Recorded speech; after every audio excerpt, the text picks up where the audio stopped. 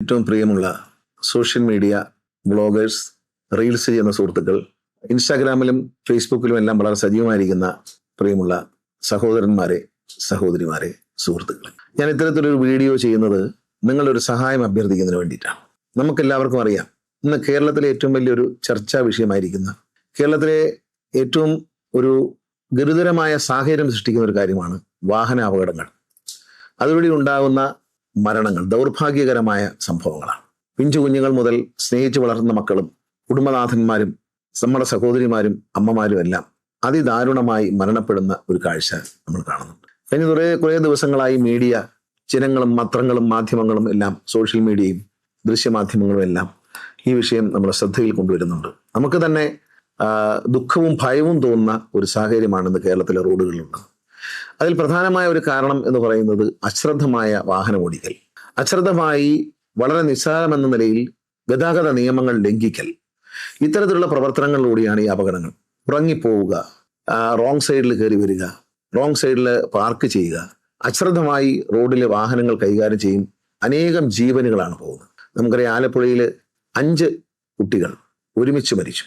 6 വിദ്യാർത്ഥികളാണ്. നമുക്ക് ഏറ്റവും വേദനയുണ്ടാക്കുന്ന സംഭവമാണ്. ആ സംഭവത്തിൽ മുന്നിൽ വന്ന ഒരു കാറുകാരൻ ബ്രൈറ്റ് ലൈറ്റ് ഡിമ്മടിക്കാതെ പോയതായിരിക്കാം കാരണമെന്നാണ് ഞങ്ങൾ നടത്തുന്ന നിഗമനം. ഔദ്യോഗികമായി മോട്ടോർ വെഹിക്കിൾ ഡിപ്പാർട്ട്മെന്റിലെ ഉദ്യോഗസ്ഥന്മാർ നടത്തിയ നിഗമനം അതാണ്.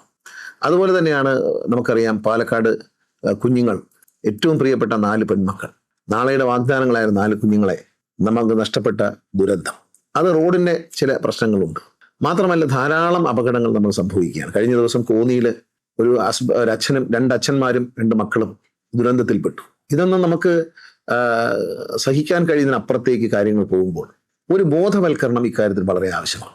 നിയമം അനുസരിക്കാനും വ്യക്തമായി വൃത്തിയോടുകൂടി ഡ്രൈവിംഗ് നടത്താനും അച്ചടക്കത്തോടെ ഡ്രൈവിംഗ് നടത്താനും ഒരു നല്ല ഡ്രൈവിംഗ് സംസ്കാരം നിലനിർത്താനും നമ്മൾ മലയാളികൾ ശ്രമിക്കേണ്ടതുണ്ട്. അതിന് ഞാൻ നിങ്ങളുടെ സഹായം തേടുകയാണ്. നിങ്ങളെല്ലാം വളരെ ലോകപ്രശസ്തരായ ബ്ലോഗർമാരും, നിങ്ങളുടെ റീൽസും നിങ്ങളുടെ ഫേസ്ബുക്കും നിങ്ങളുടെ ഇൻസ്റ്റാഗ്രാം പോസ്റ്റുകളും എല്ലാം കോടിക്കണക്കിന് ആളുകൾ ഫോളോ ചെയ്യുന്നുണ്ട്. പല വിഷയങ്ങളാണ്. ഇപ്പോൾ ഫുഡിനെ സംബന്ധിച്ച് ബ്ലോഗ് ചെയ്യുന്നവരുണ്ട്, ഓട്ടോമൊബൈൽ ബ്ലോഗ് ചെയ്യുന്നവരുണ്ട്, അതുപോലെ മറ്റ് രാഷ്ട്രീയം, ഇതെല്ലാം ചെയ്യുന്ന ഒരുപാട് ആളുകളുണ്ട്, സിനിമ, ഈ രംഗത്തെല്ലാം പ്രവർത്തിക്കുന്ന നിങ്ങൾക്ക് വലിയ ഫോളോവേഴ്സ് ഉണ്ട്. ആ ഫോളോവേഴ്സിലേക്ക് ഒരു നന്മയുടെ സന്ദേശം എത്തിച്ചു തരണം എന്ന സ്നേഹത്തോടൊരു അഭ്യർത്ഥനയാണ്. ഞാൻ എന്ന വ്യക്തിയോട് രാഷ്ട്രീയമായും വ്യക്തിപരമായും എൻ്റെ ആശയങ്ങളോടും ഒക്കെ പൊരുത്തപ്പെടാൻ കഴിയാത്ത നിങ്ങളിൽ പലരും ഉണ്ട്. അതെനിക്ക് നന്നായിട്ട് അറിയാം.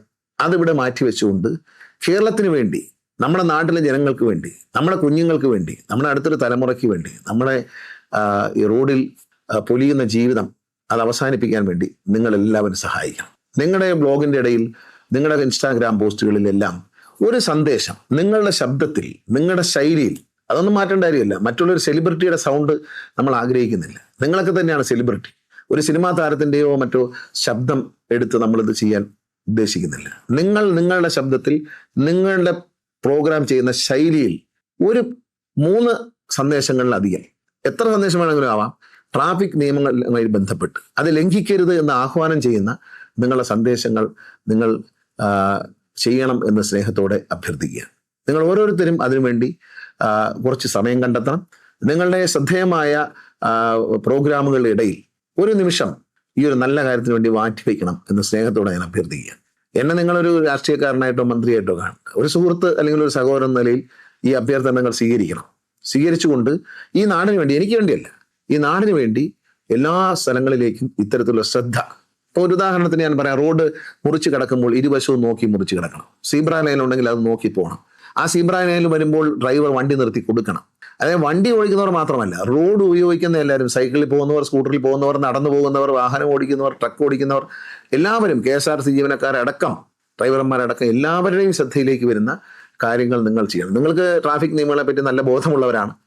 എന്തെങ്കിലും സംശയമുണ്ടെങ്കിൽ നിങ്ങൾക്ക് നിങ്ങൾ പറയുന്ന ട്രാഫിക് ഒരു വീഡിയോയെ സംബന്ധിച്ച് എന്തെങ്കിലും നിയമപരമായ സംശയമുണ്ടെങ്കിൽ നിങ്ങൾക്ക് ഞാൻ കാണിക്കുന്ന ഇതിനിടയിൽ ഈ പ്രോഗ്രാമിനൊപ്പം കാണിക്കുന്ന നമ്പറുകളുണ്ട്, വാട്സാപ്പ് നമ്പറുകൾ. ആ ബന്ധപ്പെട്ട ഉദ്യോഗസ്ഥരെ നിങ്ങൾക്ക് ബന്ധപ്പെടുകയും നിങ്ങളുടെ നിയമപരമായ സംശയം ക്ലിയർ ചെയ്തതിന് ശേഷം നിങ്ങളുടെ പ്രോഗ്രാം ഷൂട്ട് ചെയ്യാം.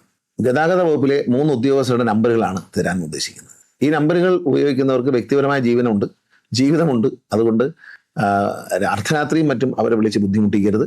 അവരൊരു 3 ആഴ്ചത്തേക്ക് 2 ആഴ്ചത്തേക്ക് 3 ആഴ്ചത്തേക്ക് മാത്രമായിരിക്കും ഈ നമ്പർ നമ്മൾ ഈ ഒരു ആവശ്യത്തിന് ഉപയോഗിക്കുന്നത്. അതിനുള്ളിൽ നിങ്ങൾ ഇത് ചെയ്യുമെന്ന് ഞാൻ പ്രതീക്ഷിക്കുന്നു. നിങ്ങളുടെ സംശയങ്ങൾ ദൂരീകരിക്കാൻ അവരെ പകൽ സമയത്ത്, അവർ ഉറങ്ങുന്ന സമയത്തും അവരെ സ്വകാര്യമായ വീട്ടിലെ ബന്ധുമിത്രാദികളൊപ്പം കഴിയുന്ന സമയത്ത് ഒഴിവാക്കിക്കൊണ്ട് അവരെ വിളിച്ച് അവരെ കാര്യങ്ങൾ മനസ്സിലാക്കി ചെയ്യണമെന്ന് ഇതിനോടൊപ്പം തന്നെ ഞാൻ അഭ്യർത്ഥിക്കുകയാണ്. നിങ്ങൾ പറയുന്നൊരു കാര്യത്തിൽ എന്തെങ്കിലും നിയമപരമായ തെറ്റുണ്ടെങ്കിൽ അത് വരാതിരിക്കാൻ വേണ്ടി അവരെ ബന്ധപ്പെട്ട് ആ വിഷയം നിങ്ങൾ ഇങ്ങനെ കൈകാര്യം ചെയ്യുമ്പോൾ എന്ത് പറയണം എന്ന് ചോദിക്കുമ്പോൾ അവരത് പറഞ്ഞു തരും. ഉദാഹരണത്തിന് ഓട്ടോറിക്ഷ ഓടിക്കുന്ന ഒരു ഡ്രൈവർ, അദ്ദേഹം ശ്രദ്ധിക്കേണ്ട കാര്യം എന്താണ്? പെട്ടെന്ന് നമ്മൾ യു ടേൺ എടുക്കുകയാണ്. അങ്ങനെ എടുക്കാൻ പാടില്ല. അതിനു മുമ്പ് അദ്ദേഹം ഇരുവശവും നോക്കി വേറെ വണ്ടികൾ വരുന്നുണ്ടോ എന്ന് നിർത്തി ലെഫ്റ്റ് സൈഡിൽ ഒതുക്കി നിർത്തി നോക്കിയതിന് ശേഷം മാത്രമേ യു ടേൺ എടുക്കാൻ പാടുള്ളൂ. പക്ഷെ നമ്മുടെ നാട്ടിൽ കണ്ടുവരുന്ന രീതി എന്താണ്? നിൽക്കുന്ന നിപ്പിൽ ഓട്ടോറിക്ഷ ഒറ്റ തിരികെ കാണും. അവിടെ ഇടിയും മറിയക്കും അപകടം ഉണ്ടാകും. യാത്രക്കാർക്ക് അപകടം, ബൈക്കിൽ വരുന്നവർക്ക് അപകടം.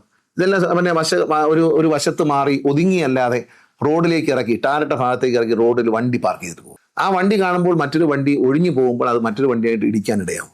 അപ്പൊ അതുകൊണ്ട് റോഡിൽ നിന്നും മാറ്റി പാർക്ക് ചെയ്യുക, വളരെ ശ്രദ്ധയോടുകൂടി ഒതുക്കി പാർക്ക് ചെയ്യണം എന്നതുപോലെയുള്ള സന്ദേശങ്ങൾ. നിങ്ങൾക്ക് ഒരുപാട് സന്ദേശം, ഞാനീ പറയുന്ന ഒരു ഉദാഹരണം മാത്രമാണ്.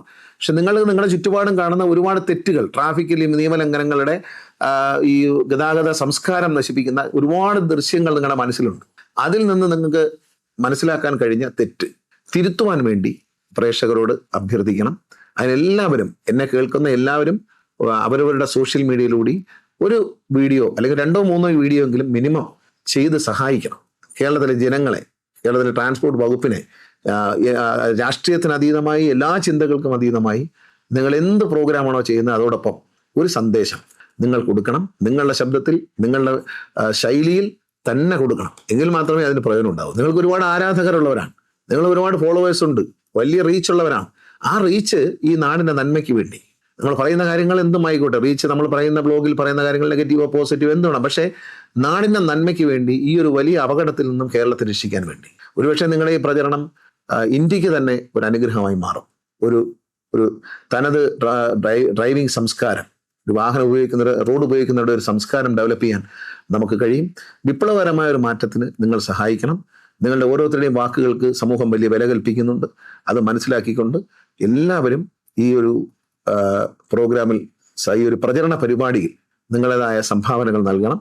നിങ്ങളെല്ലാവരും റോഡ് നിയമങ്ങൾ കൃത്യമായി പാലിക്കാൻ ഓരോരോ നിങ്ങളുടെ ശൈലി അനുസരിച്ച് തയ്യാറാക്കിയിട്ട് നിങ്ങൾ തന്നെ പറയുക, നിങ്ങളെ ഫോളോവേഴ്സിനെ അറിയിക്കുക, അവരത് കൂടുതൽ ആളുകളെ അറിയിക്കുക. അതിലൂടെ നമുക്കൊരു ഈ രംഗത്തൊരു ബോധവൽക്കരണം സാധ്യമാകാൻ കഴിയും.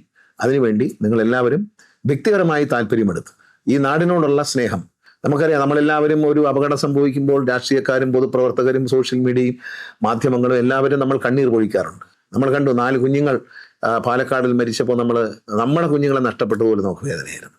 കൂന്നിയിലെ അപകടം നമുക്ക് വലിയ വേദനയായിരുന്നു. അങ്ങനെ അയ്യപ്പന്മാർ വന്ന് മരണത്തിൽപ്പെടുന്നു, ഇത് നമുക്കൊരു വേദനയുള്ള കാര്യമാണ്.